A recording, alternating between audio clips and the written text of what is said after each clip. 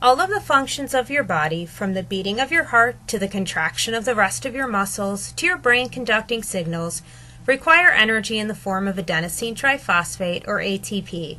When you eat, food is broken down into nutrients, which are imported into your cells, where it is converted to ATP, which is chemical energy in a form that's usable by your cells. Without ATP, your cells, and therefore you, would very quickly stop functioning. Mitochondria, which are organelles discussed in Unit 3, provide energy for cellular reactions by carrying out the metabolic pathways involved in cellular respiration. Overall, these reactions convert the energy of glucose, plus utilizing oxygen, to ATP. ATP is a nucleotide, which was a molecule discussed in Unit 2. While many nucleotides are added to nucleic acids, in this case, ATP is not. Rather, it is chemical energy in the form that's usable by cells. Energy is released through ATP hydrolysis, namely cleaving the terminal phosphate bonds. ATP is a nucleotide that is the primary energy currency of the cell. It has an adenine base, ribose sugar, and 3 phosphate groups. Nucleotides that get added to nucleic acids, as discussed in Unit 2, only have 1 phosphate. A coupled reaction is an exergonic reaction that releases energy to provide energy input for an endergonic reaction.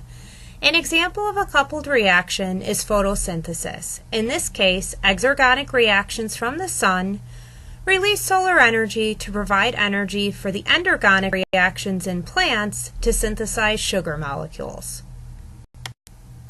Speaking of those coupled reactions, energy carrier molecules pick up energy released by exergonic reactions in a cell and carry it to sites of endergonic reactions where it's needed.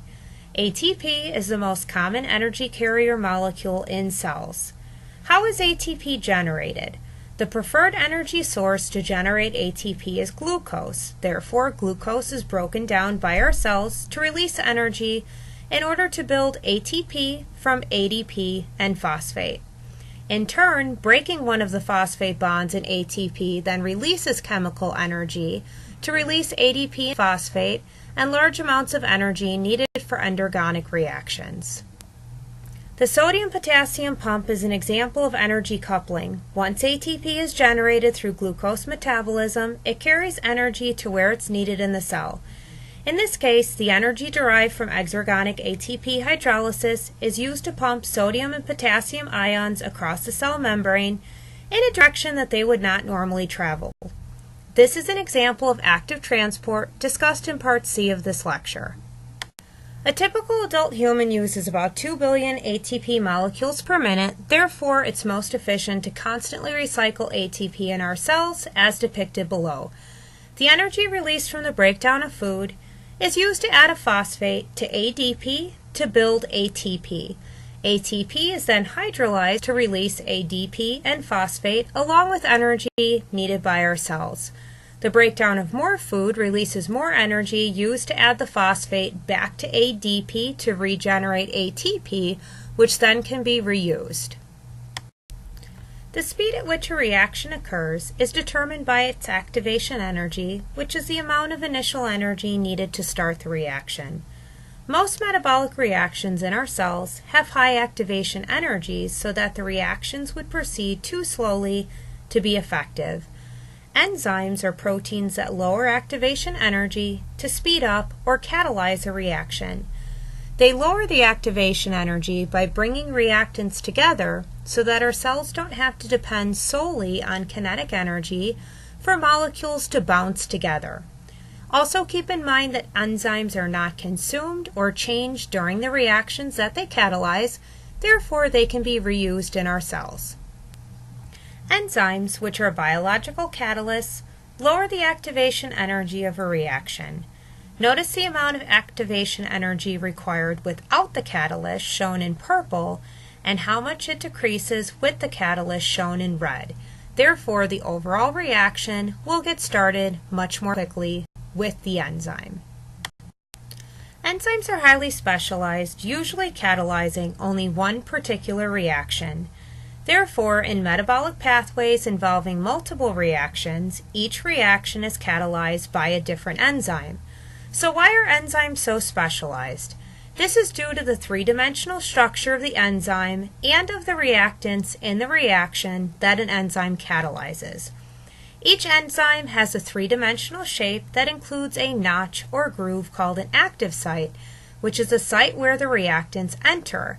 Therefore, only reactants that fit in this active site will be able to gain entry. This is sometimes referred to as the lock and key model, in which only certain keys are able to fit in certain locks. The reactants that enter an enzyme's active site are also referred to as substrates. Metabolic pathways are a series of reactions catalyzed by multiple enzymes. Once a cell has produced sufficient product, feedback inhibition, where the end product of the pathway inhibits an upstream step, prevents the cell from wasting raw materials and energy building molecules that it no longer needs. After substrates enter the active site, the enzyme changes the chemical bonds between the substrates to convert them to new products. This is how an enzyme lowers the activation energy, by bringing two smaller substrates together more quickly into the correct orientation to put them together to form a chemical bond to yield a larger molecule. Or an enzyme will twist a larger molecule, thus breaking the chemical bond, to convert the larger molecule into two smaller products. These new products no longer fit in the active site and are released. The enzyme is then ready to catalyze another reaction by accepting more substrate.